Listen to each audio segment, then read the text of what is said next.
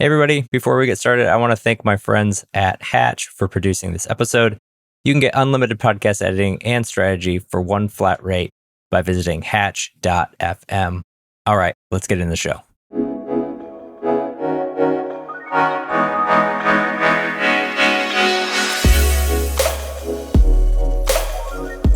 Welcome to Distribution First, the show where we flip content marketing on its head and focus on what happens after you hit publish. Each week, I share playbooks, motivations, stories, and strategies to help you repurpose and distribute your content because you deserve to get the most out of everything you create.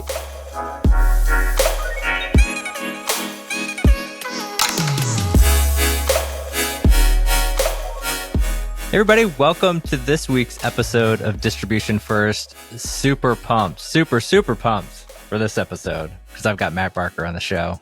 If you've been on LinkedIn for like 5 minutes, you've probably seen something of Matt's fly through your feed, even if you're not following him.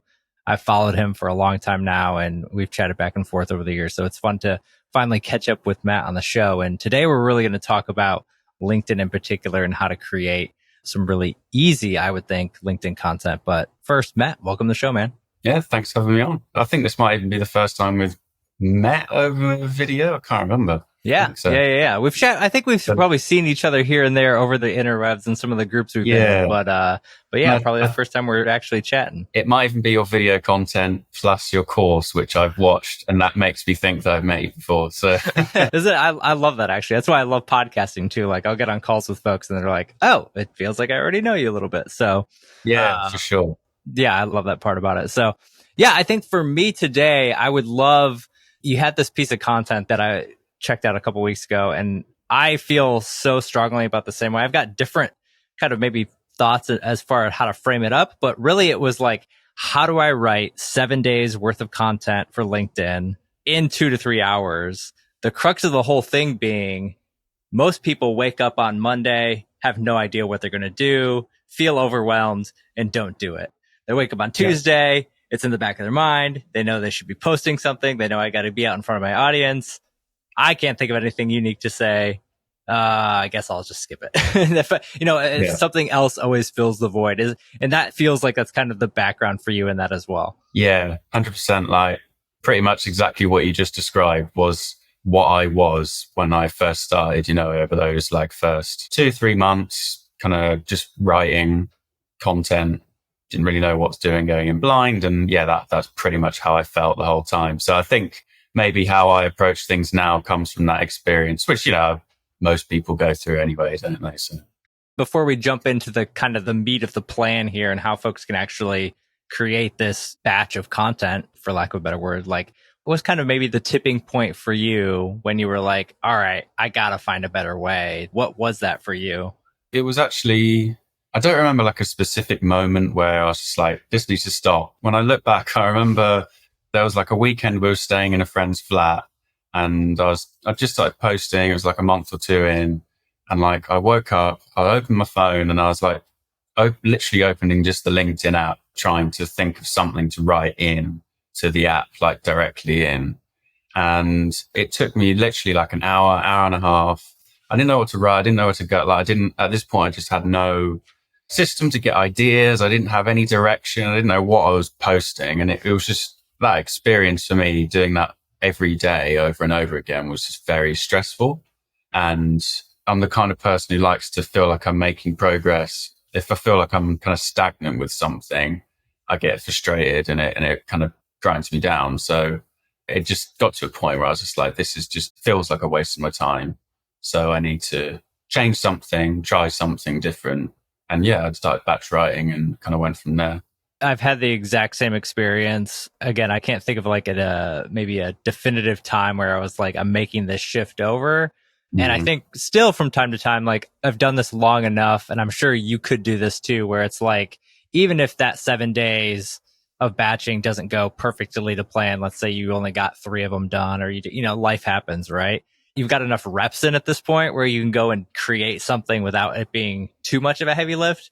But like, I still find like the days where I don't have it like thought out or even some sort of plan, I still fall in the trap of like, well, I've been sitting here for 2 hours and I don't have anything great, or it's like I get distracted and I move over here. I'm like, can I find a better hook for this thing? Like maybe let's rewrite this hook 20 times and see if it turns out any better. So I feel like it really does. Even if you can't stick to the plan perfect, I think it allows you the freedom to at least free up.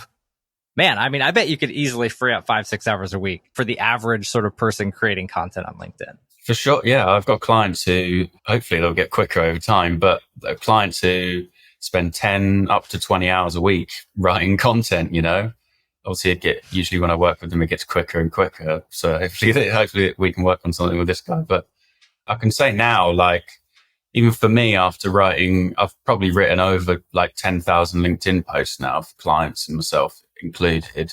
And there's times when I do sit down and try and write something completely off the cuff and I still can't do it. It's still really stressful for me. So I just need to be in that time, that zone, that specific environment for me to be able to put out the stuff that I want to put out, really. I know the process that you've had for creating LinkedIn content. I'm almost positive, because I feel like this is how it happens, or how it's happened for me, is that process then bleeds into other things you're creating. So like, you've got a structure for how you're probably doing newsletters now. You've got a structure for how you probably built in these processes to make sure that content can actually get out. Have you seen that with the stuff you're creating as well? Yeah, definitely. Early on, finding out different frameworks, different copywriting frameworks, that was definitely something that kind of hit home with me and helped me develop a lot as a writer, in terms of not just in terms of LinkedIn content, but like you say, further down the line now with newsletters, just having a kind of idea in my head or on my screen, kind of what needs to go where, that really helps. And then kind of adding those constraints in kind of allows you to be a bit more creative, I find. When I write content, I mean, as I'm sure you can probably testify for, weirdly, the more constraints there are involved and the more kind of structured and organized it is from the start, the better the content is and the more creative you can be. I definitely feel like that. I know there's people who just don't agree at all, but obviously it's all context in terms of kind of what you're writing. But yeah, I know now with my newsletter, there's going to be, what I'm going to write at the start, how I'm going to structure it, what I'm going to lead into next, and how I'm going to deliver the info below. And it's got to a point now where I don't need to have that kind of pre-prepped on the page. I kind of have an idea of it in my head, and it's kind of muscle memory, I guess. Yeah. And I think a lot of that, like you said, just comes from the reps. And so I think my goal for this show is to give people, not maybe at the micro level of each individual post, we can maybe get in that depending on time, but really at a macro level of structure for the week and structure for the content that I can be creating every single week. So let's start with number one in your sort of structure here, as far as how to write 7 days of content in 2 to 3 hours a week. Again, probably saving you close to between 6 and 10 if you actually followed the structure. Number one being ideal content schedule. So we touched on it, but maybe talk through a little bit about what an ideal content schedule looks like for you or for your clients, and how that might adjust depending. I'm sure different clients might have different schedules. Like, how do you think through that? So the idea of an ideal content schedule is that you kind of high level, you map out Monday to Friday, what kind of post you want to be posting on each day of the week. So it could be Monday, I want to post a client result. I want to share some results that I've been delivering for clients. Tuesday, I want to show, this is how I do something. So deliver some value to my audience. Wednesday, I might want to promote my newsletter or something like that. So it's kind of high level, just mapping out what specific type of post I want to post on each day of the week. So even if I did sit down on the day to write a piece of content, even then I would know what I'm going to write. I'd have some direction. So if I sat down Monday and I just didn't have the time to batch all my content, at least Monday morning, I know, okay, I'm getting a client result post out here. So I'm going to focus on that. I'm going to go and find a client result that I've delivered recently. Let's start writing a post on that and seeing where that goes. And how that would look for different clients. Typically, I tend to approach that kind of ideal content schedule from the kind of 80-20 idea where, 80% of the time you're delivering value, you're sharing stories and that sort of thing. But then the other 20% of the time you're making an ask, you're making an offer, you're trying to get your audience to convert onto something. So the client result posts on a kind of Monday would be the usual kind of the only kind of bottom funnel piece of content that I'd put out. And then the rest of the week is to nurture my audience. And to be fair, for most of my clients, I pretty much do the same thing. Some clients actually don't want to put out any bottom funnel content, which is completely fine. They have other ways to convert clients with cold outreach and that sort of stuff. So LinkedIn is actually more of just a nurturing platform, staying top of mind. Yeah, it's interesting because like for me, I do very similar things that you do working with clients. I tend to work inside like with software companies to help distribute their content, LinkedIn being a main channel for a lot of these B2B companies. And it's funny, you mentioned the 80-20 rule, because when I go in and audit these companies, it's like 95-5 promotional versus value add. And even the value add is promotional because I think one of the things people don't realize is asking for a click to view your content is an ask. That's not a give. So like you providing the world with this wonderful piece of content you made and you make, come and check it out. Like I've given this to you. That's still an ask for me just scrolling my phone. And so that's one of the things that I tend to have to work on a lot with SaaS clients is, all right, give away the value. Be comfortable giving it away. And I think one of the things that a schedule like this does is it allows, whether it's a founder, whether it's a full-on company, whether it's even solopreneurs like us, to build a schedule that's like, I can feel 100% comfortable giving away this value for free because I know I'm going to have another post that sells something, or I know I'm going to have another post that promotes something else down the road. Yeah, it's knowing what each post plays in terms of your overall approach. That's the main kind of idea that I try to get across to people. It's your client result post or your post where you're asking for something that's going to get like your reach, your engagement. It's not going to be great. You just need to respect that is playing a very big part in the whole picture because all of your other content is warming your audience up to that. So let's talk a little bit about like a client result post, because that's number 2 on your list of ways to kind of like frame that up. So in my world, I think of things like case studies. A lot of companies have these like full-on case studies. They're buried behind their website that nobody goes and reads. So like, what are some of the ways you think about if you're sitting there on Monday and saying, I know I need to come up with a client result post, like what goes into that? So it'll either be, I'm either thinking about a client of mine that has either the overall kind of transformation from start to now, or I'm looking at a very specific result from like the last week or the last 2 weeks. So there's a post I've got up here, I think, which kind of shows the transformation from before and now, where I kind of talk about, back in December when we first started working together, they were getting this many impressions on their post. Now they're getting this many impressions. Here's how we've done it. So I'm going at it with a view of kind of showing the transformation and explaining how that's happened. And then that in turn is going to attract people who would want to work with me and want that same result. And then the other way of looking at it is, I'm writing content for clients every week or helping clients write their content. They are getting results as we're working together. So, for example, if someone puts a post out, they get a lead back from it. I'll say, okay, so last week, one of my clients got a lead from this simple text post, and then kind of show roughly how that post was kind of structured, why it worked, and just from doing that, I'm showing that I'm getting results for clients, and I'm also showing you how it's done it again. So it's kind of doing 2 birds with 1 stone, showing the result, proving that I know what I'm talking about, and showing how I do it. So a prospect or someone who potentially wants to work with me can say, okay, well, that seems fairly achievable for me. Is there any sort of in the back, and I know you talked a lot about this because you've done it so often, you don't even think about it, but I'm curious, is there a like baseline sort of like copywriting formula that you're thinking through as you're writing this particular type of content where you're trying to show that transformation, even at a high level? Yeah, it's pretty much a story. Like you start by painting the life before. So like, where were they at when they came to you? Were they struggling with this? Were they frustrated with that? Set the scene of what they were struggling with, because that's super important, because ideally that's what you kind of want to be writing in your hook, and your hook is going to attract people with that same problem. So you kind of set the scene where they were before, then you like describe the obstacles that they have in front of them. So they don't have the time to post. They've tried posting, but the engagement sucks. They don't know the right engagement strategy, all those kind of potential obstacles that they had. But you're explaining the real obstacles that they had. You're not just making things up. And then you start bringing in like, okay, this is what we needed to do to overcome these obstacles. So you're kind of demonstrating that you know what needs to be done to fix it. And then you show the results of what you did. And ideally, those results would be good results. As realistic as possible is the ideal, you know.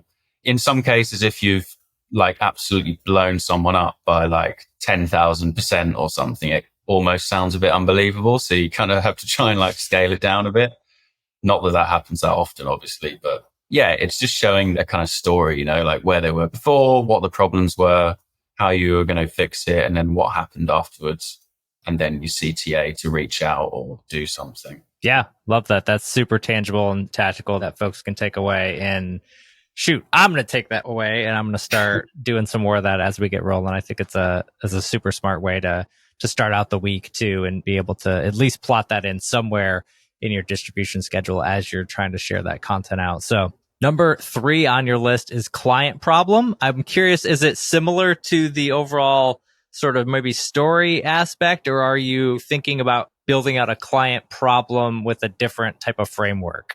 This one's kind of less result orientated and more kind of dialing in on a specific problem. So for example, a post I wrote that would have been under the category of client problem, it'd be like hook writing advice I gave to a client yesterday, insert the advice, and then kind of show examples of what you mean. So if a client sent me a piece of content, for example, for me to review and send back to them, if I noticed that if there was something in their hook which I saw wrong or something they could improve on, I'll make a note of that, take it out and use that as a content idea. And by getting your ideas from the things that you're doing with your client, those problems that you're solving with your client, you know that by putting that out, you're increasing the odds of attracting more people like that client that you're working with right now. So if it's a client that you're working with that you're not getting very good results with, or you just don't work very well with them, then probably not the best idea to use that as an idea. But you want to be taking those kind of problems that you're solving with those clients that you're doing well with and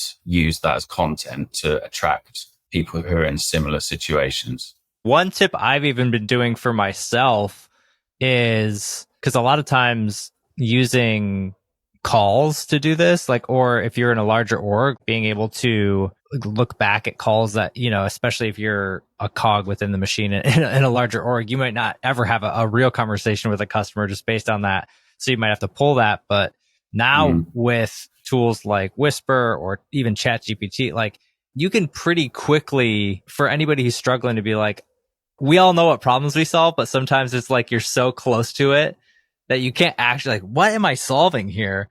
Like, you can take a transcript, you can take an audio source file like that and just kind of train the AI in a little bit. Like, I've started to do this where it's like, all right, this is who I am. This is what I'm offering. This is what I'm selling. Like, what are the main problems that this client had based on this call? And you can get some fantastic like lists of pieces of content to then go be able to write content on. My ghostwriting process is pretty much like the foundation of it is based from a call every month or a client voice noting something, which I then just take out and use as content. Because, you know, you can kind of start to identify what a problem kind of sounds like or where you can go with a question. So yeah. And, you know, if you are in a team, like you mentioned, you know, likelihood is you're in some kind of Slack message stream. So if there's messages and things popping around in there, you can probably get some ideas out.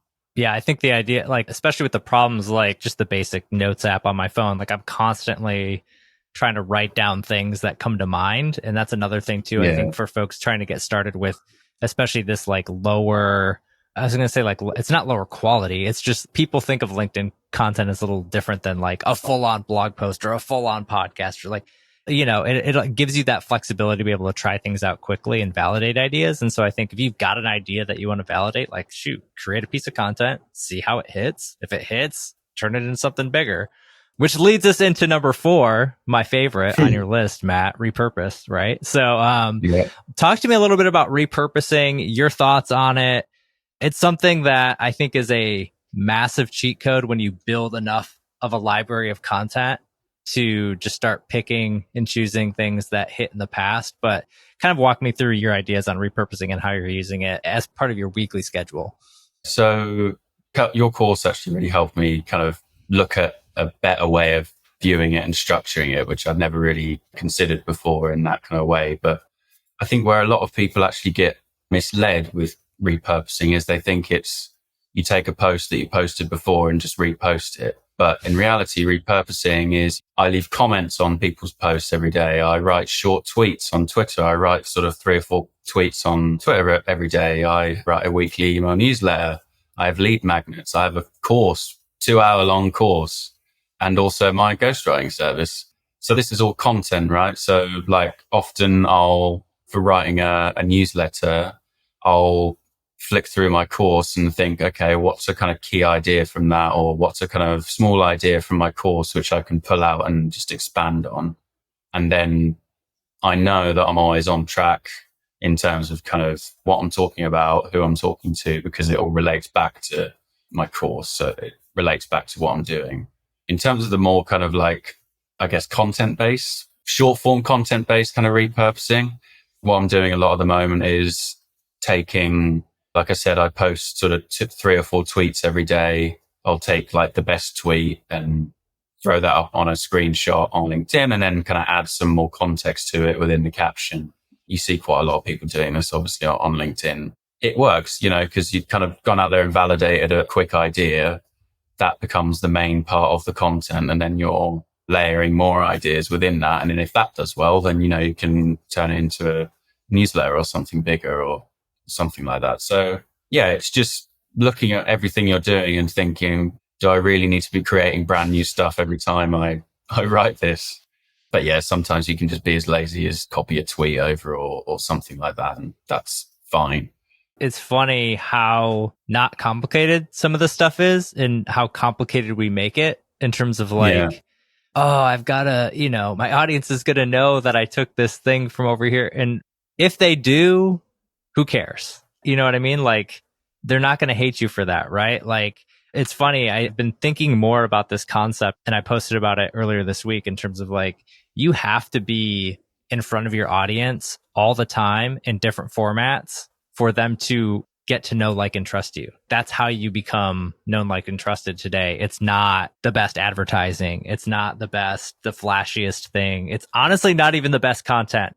The best content doesn't win. The best ideas don't win. The best products don't win. I heard somebody say this yesterday and it absolutely blew my mind. It was like, they gave this example of a nanny. They were like, you're more likely to trust the person you know than the person who's qualified. And they gave this example that I was like blown away by. They said, you're more likely to trust the 16-year-old down the street that you know to watch your kids than a British, a nanny that you've never met in your entire life who's infinitely more qualified to do that job. But you don't know them, you don't like them, and you definitely don't trust them at this point. So it's just like, true. So interesting, and to think about how our content can play in with that. And I think repurposing plays just such a big role in that, where for folks who, creating a lot of content, I'll put that in quote, is a lot of work. And that's where repurposing comes in, because you can make it so much easier on yourself. Of course. And a big part of how I kind of look at repurposing as well is, you put these, if you're using your content to attract your kind of ideal customer, if something lands particularly well, you know that you've hit on a trigger that is going to attract that type of person, right? So you'd be smart to say, okay, well, that clearly resonates with that person. So I need to write a lot more content around this specific thing. It's like right now I'm just started a kind of new email promotion campaign with the subject line. If I notice something performs well and I get signups from it for the workshop I'm promoting, I'm going to keep hitting that trigger over and over again because I know that it works. So it's just more effective marketing if you take what works and do it more. Yeah. And it just blows my mind how, and I don't know if this is how it is with your clients, but in particular in like corporate B2B clients, a lot of the folks that I work with, how it's so tempting to want to move on to the next thing and not double down on what's working. Do your clients sort of struggle with that ever, to like, or maybe you're doing maybe they're working with you because, that's why, but like to want to like, man, aren't we talking about this thing enough here, Matt? Like, can we move on? Yeah, you still get it. You still do get it. I think especially when you're paying for someone to write for you, you're paying for someone to do your content. I can kind of get it. If you just see that they're like kind of putting out similar things every time, it kind of feels like, all right, or what am I paying you for? But it's like, well, this is working. So like, I'm just going to keep doing it. That is funny. I wonder even too. And if you're like a content marketer listening to this show, like shoot me an email and tell me, because I'm curious, like, is that part of the internal struggle for us too, as somebody who worked in-house for over a decade, of like, well, we want to show we're doing something new. We want to show, we don't want the boss to show up every day and be like, oh, you're still just doing that, huh? Oh, you're still just writing that one blog post a week and showing up on LinkedIn 5 days. Like, that's all you're doing? Anything new for us here? So I wonder if that's a challenge that's just kind of inherent, but that is funny. All right. Number 5. And you've got newsletter promo because obviously you have a newsletter, but I think if we just go larger scale, like content promo, you've got something new that's coming out. You've got a webinar, you've got a newsletter, you've got a workshop, you've got that sort of thing. So maybe talk to me a little bit about how to do that and do it in a way that's valuable and not just purely promotional. Yeah. So I tend to just try and like ignore that this is like a promo post and just write a piece of content that is valuable. I tend to just follow the same kind of rough structure for all of my posts. Start with a problem, agitate it, and then give a solution or what my solution is. That can be long or short, but typically I'll write the post like that and then kind of segue into the thing that I'm linking to, which in my case is usually a newsletter or an article. And typically the piece of content that is leading like the bulk of the content, it's either a summary of the whole newsletter or the whole article, or it's just that kind of intro section, which now I've written more newsletters, written more articles for the website, just newsletters actually. Now that I've done that more, I know that when I'm writing the start of that newsletter, I need to structure it in a way that I can just go yoink, put it onto LinkedIn, put it onto Twitter, and then it just saves me a bunch of time when I come back around to it. So who was it? It was someone, I can't remember who it was, but the idea of like no-click content where it's... Oh yeah, Amanda from SparkToro. Yeah. So obviously there is a click to be had here, but the idea around that like someone wouldn't have to click anything to get value from what you're posting. Yeah. I talk about that a lot too, about like for repurposing in particular, like platform native. So like I've got this thing, let's call it a blog post. How do I make that platform native to where it's going to go? How do I make that platform native for LinkedIn? How do I make that platform native for an email newsletter? Not copy paste, not just throw in whatever. And I think what you said though is key is, and I actually had this realization with the client the other day as well, which is we were talking kind of back and forth and she said, this is going to change how I create content, knowing I need to get it out into the world. And I'm like, yes, exactly that. That's what's going to happen. Yeah. That, again, going back to your course, that was probably the biggest takeaway as well for me. Like I'm creating like this newsletter. How is this going to then transfer onto LinkedIn? How is it going to transfer onto Twitter? If you have multiple channels which you're distributing content onto, you just have to do that. Otherwise, it does just make it really difficult to actually repurpose that content.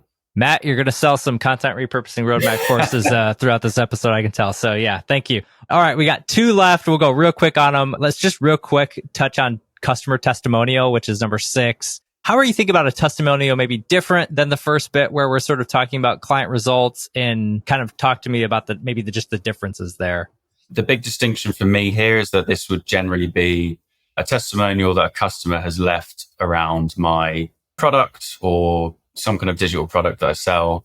That would be the biggest distinction, but also it's actually a formal testimonial. So like a video, someone's recorded a video and said, da da da da, or they've left a written testimonial saying so-and-so. The difference in that and the client result, like I said, I'm kind of taking I'm actually just commentating on the result as opposed to taking a specific testimonial or something like that. But yeah, testimonials, it's a form of social proof. There's times when I've posted testimonials on LinkedIn and again, written the kind of caption in the same way that I was describing the client result, and it can drive thousands of pounds of sales just directly from that if you link to it and link to your product and your landing page. So yeah, social proof is a big one. Love it. Yeah, I like that distinction too. Like you're not sort of summarizing what's happening. You might be, but really the bulk of that is that screenshot, it's that video, it's that sort of like in your face, like, hey, somebody else is saying great things about this thing. Yeah, it's that. That's the big distinction. It's like nobody markets your product better than your customers, right? So like that's the kind of idea behind it. 1000%. And then the last one here is stories, which I loved. You had this line, like personal content can get quite cringy at times, right? Like, and I think like that's maybe the balance, especially on like LinkedIn, there's the whole side of that. And so, but I'm just curious, like stories in general, right? Like it's not that it has to be like you spilling everything about your life, but I'm just curious, how do you think about the stories that you do end up telling and sharing on these social platforms versus maybe the ones you don't, but really just really focusing on the ones that you do and kind of how you're thinking about what stories to tell. Yeah, no, you're right. I definitely had that as well when I first started writing online. It's like, I don't want to tell a story. I don't want to like let people into my life. I'm a fairly private person. So like, I don't like to get too emotional and cringy in these things. Like it's not for me. I would rather not post that and then get thousands of likes. So the way I look at it is in terms of my business or my kind of growth. I sometimes just use it as a bit of a kind of cathartic thing and kind of a way to just document my journey. The post where I kind of open up about, a particular struggle that I've had in my business journey and then explain kind of how I'm going to overcome that now or how I did overcome it in the past or kind of my take on that. They're the posts that always do pretty well for me. And I think the big thing from the kind of story posts is kind of making it relevant to what you're actually doing in your business. For me, anyway, for my clients, I never write just random stories. It's always wrapped around, them building their agency or their views on entrepreneurship or something like that. It's always to do with their journey and their kind of growth. That makes it feel a lot less kind of cringy, emotional, a bit more kind of like purposeful, And also when you talk about it from the kind of point of your business, it's relevant to what you do. So if it does go big, because it's a broader piece of content, so it has that potential. If it does go big, then there's going to be a lot of eyeballs on you and people are going to then know what you do for your work. Yeah, like I'm looking at the example you have here and the opening line and is I spent 10 years in marketing before quitting and earning over 15x my yearly salary in the first 2 years of running a one-person copywriting business. So there's a unique story there. Like I'm already interested, but then it's also, if I only read that one line, I'd be like, Matt runs a one-person copywriting business.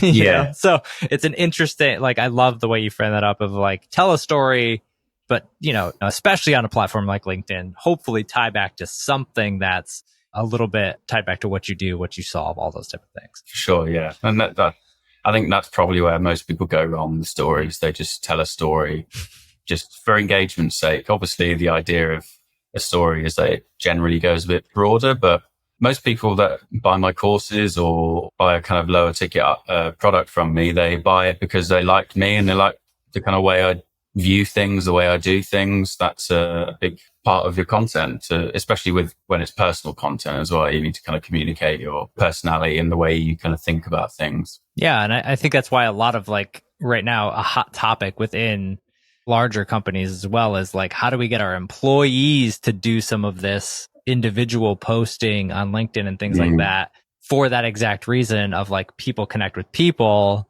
I'm much more likely to buy this large enterprise software if I know Joe in sales and Susie in marketing and, so and so over at customer support. Like if I know them and feel like, they've got good stuff, like I'm much more likely to go over there and hang out with them than I am for the, nameless, faceless company. And it's the same thing for individuals and for creators and all of those folks too. Like I've had the same thing where it's like, I was on a random call one time And someone was like, oh, I'm a huge Distribution First fan. I'm a huge fan of what you're doing. And I was like, I've never talked to you in my entire life. That's amazing. You know? And so it's just like, it's cool to see that happen in a way where it's like, okay, the only reason that's even possible is because I post content all the time. And like, there's people that I've spoken to, obviously, since I've been over the last two years, since I've been writing online, and they say, you know, I want to do it. I want to like start my own thing. And I'm like, okay, well, start writing online. They're like, well, I can't because I have a job. I can't be writing online. Like they would fire me, or they think it's weird, or blah, blah, blah. It's like, so there's like instantly this barrier just because you already have a job. And that's like, it's just crazy. Like I look back at me starting writing online, which really enabled me to become a copywriter and make money doing this, was that I quit my job before doing that. Gave you the freedom. Yeah. So that, like, if I was still in my job when I was kind of transitioning, I think I just wouldn't have even transitioned. I don't think it had to be a on or off, like a light switch, you know. Well, awesome, man. It's been so fun to have you on. Like, I love this content. I think it's going to be super, super helpful for individuals who want to start creating content, for companies who want to create better content, creating a schedule for what they're doing with LinkedIn. We touched a whole bunch of different things. I would love to just give you a hot second here to shout out anything. I know you've got a couple of things coming down the pike here. So why don't you just kind of tell A, obviously where people can find you, and B, kind of what you have coming out soon. Yeah, so you can find me on LinkedIn. I think my username is Matt J. Barker1. On Twitter, I'm at Matt Barker Copy. I post there every single day of the week. I write a newsletter called The Digital Writer, so you can sign up to that on both my platforms. And I have a 2-hour copywriting course called The Digital Copywriter. That's actually relaunching on the 1st of March. So the plan is for that to either be readily available as an evergreen product, or I'll be promoting it every now and then to make it available. So yeah, that'll be pretty helpful for anyone who's looking to learn about how to copyright specifically for their business. You know, it's aimed at solopreneurs, freelancers, founders who are in the digital space. Amazing, man. Well, Matt, it's been a blast chatting. We'll have to catch up soon. And thanks for coming on, man. Yeah, thanks for having me on. It's been good.